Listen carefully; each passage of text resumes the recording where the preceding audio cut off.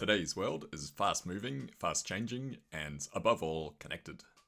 In school, at work, and in our social lives, we are continually encouraged to collaborate with others and add people to our ever-growing networks.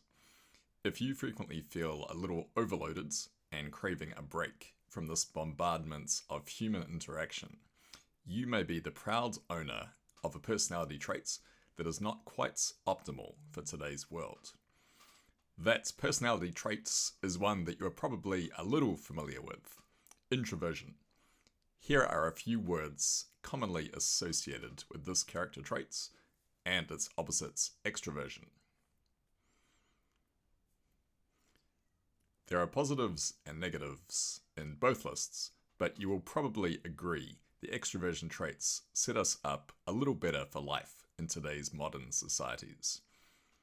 There is a lot more we could say about introversion and its polar opposite, extroversion, but for now we will just mention one of its key characteristics, which also incidentally gives you a quick test of where you fall on the introversion-extroversion continuum. Introverts find that large amounts of human interaction drain their energy. Think a large energetic party or a group exercise at work.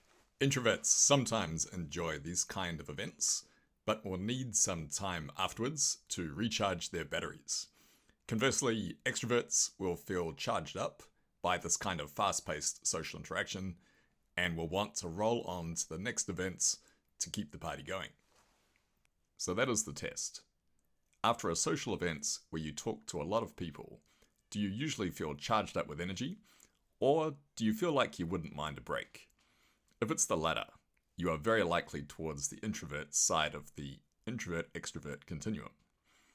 Most people do have a clear lean towards one or the other. The subject of this video is those who dwell in the deep dark regions of the introvert side.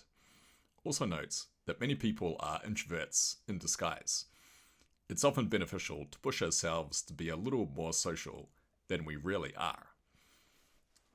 Introversion is a trait that is mostly inherited genetically rather than learned. Psychological studies suggest that about 40% of the population is introverted.